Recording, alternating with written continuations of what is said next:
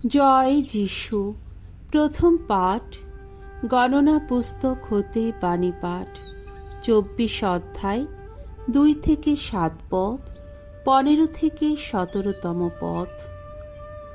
বিধর্মী মানুষের কণ্ঠেও একদিন ঘোষিত হয়েছিল এই বাণী, যাকব বংশ থেকে জেগে উঠবে একটি তারা।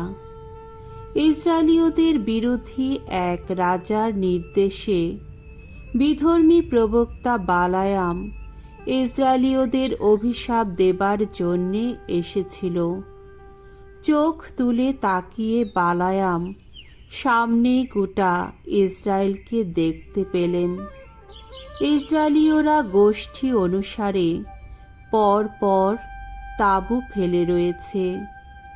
সেই সময়ে ঈশ্বরের আত্মিক প্রেরণা তার ওপর নেমে এলো। তিনি তার দৈববাণী ঘোষণা করতে শুরু করলেন। তিনি বলে উঠলেন, শুনুন বেওরের পুত্র বালায়ামের এই দৈববাণী। শুনুন সত্যদর্শী এক মানুষের এই দৈববাণী। ঈশ্বর যা বলেন তা শুনতে পায় যে মানুষ, শুনুন তার এই দৈববাণী। স্বয়ং সর্বশক্তিমান দর্শনে যা দেখিয়ে দেন, এই মানুষটি তো তা দেখতেই পায়। সমাধিমগ্ন হয়ে তার চোখ খুলে যায়। আহা যাকব, কি সুন্দর তোমার ওই সমস্ত শিবির! ইসরায়েল, কি অপরূপ তোমার ওই আবাসগুলি! দেখতে যেন পুঞ্জ পুঞ্জ তাল গাছের মতো, নদী তীরের যত উদ্যানেরই মতো, ভগবানের রোপিত যত ঘৃতকুমারী গাছেরই মতো, জলের ধারে দাঁড়িয়ে থাকা যত অ্যারস গাছেরই মতো। একদিন এই জাতির পাত্র থেকে জল উপচে পড়বে, তাদের বোনা বীজের ওপর ঝরে পড়বে প্রচুর জল। রাজা আগাগের চেয়েও বলীয়ান হবেন তাদের রাজা। তাদের রাজত্ব কত গৌরবেই না চিহ্নিত হবে। বালায়াম তখন তার দৈববাণী ঘোষণা করতে শুরু করলেন। তিনি বলে উঠলেন, শুনুন বেওরের পুত্র বালায়ামের এই দৈববাণী। শুনুন সত্যদর্শী এক মানুষের এই দৈববাণী। ঈশ্বর যা বলেন তা শুনতে পায় যে মানুষ, পরাৎপরের জ্ঞানে জ্ঞানী যে মানুষ, শুনুন তার এই দৈববাণী। স্বয়ং সর্বশক্তিমান দর্শনে যা দেখিয়ে দেন, এই মানুষটি তো তা দেখতেই পায়। সমাধিমগ্ন হয়ে তার চোখ খুলে যায়। সেই একজনকে দেখতেই পাচ্ছি আমি, কিন্তু তিনি তো বর্তমানের মানুষ নন। দর্শন করছি তাকে, কিন্তু এখনো দূরেই রয়েছেন তিনি। এক সময়ে যাকব বংশ থেকে জেগে উঠবে একটি তারা। ইসরায়েলের মাঝখান থেকে একটি রাজদণ্ডের অভুজ্যোদয় হবে। সেই রাজদণ্ডের আঘাতে মোয়াবের যত শিষ্যজন বিচূর্ণ হয়ে যাবে। শ্বেত বংশীয় সকলেই ধূলিসাৎ হবে। প্রভুর বাণী। ঈশ্বরকে ধন্যবাদ।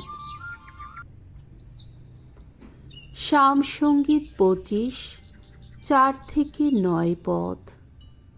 ধুয়ো দাও প্রভু, দাও সত্যের সন্ধান। ওগো ভগবান, আমায় দেখাও তোমার আপন পথ। দাও বলে দাও কোথায় তোমার সরণি, তোমার সত্য মার্গে আমায় নিত্য চালিত করো। আমায় দীক্ষা দাও, ওগো আমার ত্রাণেশ্বর যে তুমি। মনে রেখো ভগবান তোমার দয়ার কথা, শত করুণার কথা। সেই প্রাচীন কাল থেকেই ওগো যা কিছু করেছ তুমি, ওগো আমাকেই মনে রেখো, করুণাময় যে তুমি। আহা ভগবান মঙ্গলময় যে তুমি। ভগবান তিনি মঙ্গলময়, সত্যনিষ্ঠ তিনি। তাই তো সমস্ত পাপীকে সঠিক চলার পথ চিনিয়ে দেন তিনি। বিনম্র যারা ধর্ম মার্গে তাদের চালিত করেন, বিনম্র যারা তাদের তিনি তো বলে দেন তার পথ। বাণী বন্দনা। জয় জয় প্রভুর জয়। প্রভু দয়া করো, দয়া করো, করো হে পরিত্রাণ। জয় জয় প্রভুর জয়। মঙ্গল সমাচার। মথিরচিত মঙ্গল সমাচার 21 অধ্যায় 20 থেকে 27তম পদ। যোহন দীক্ষাস্নাত করার অধিকার কোথা থেকে পেয়েছিলেন? যিশু তখন মন্দিরে এসেছেন আর সেখানে উপদেশ দিচ্ছেন। এমন সময়ে প্রধান যাজকেরা ও জাতির প্রবীণেরা তার কাছে এগিয়ে এলেন। তারা জিজ্ঞেস করলেন, কোন অধিকারে আপনি এসব করে বেড়াচ্ছেন? এই অধিকার কেই বা আপনাকে দিল?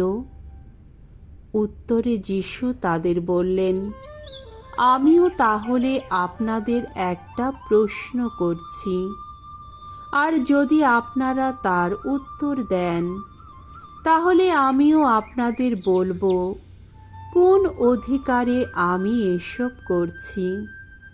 বলুন তো, যোহন দীক্ষা স্নাত করার অধিকার কোথেকে পেয়েছিলেন? স্বর্গ থেকে না মানুষের কাছ থেকে?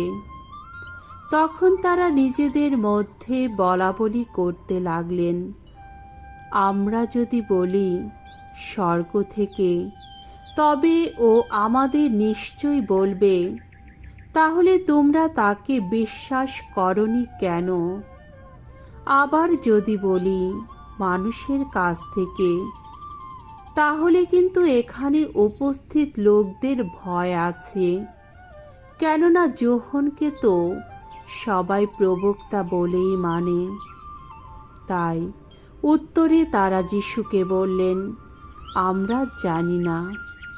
তখন তিনিও তাদের তেমনি বললেন, তাহলে আমিও আপনাদের বলবো না কোন অধিকারে আমি এসব করছি। প্রভুর মঙ্গলময় বাণী। খ্রিস্ট প্রভু তোমার প্রশংসা হোক।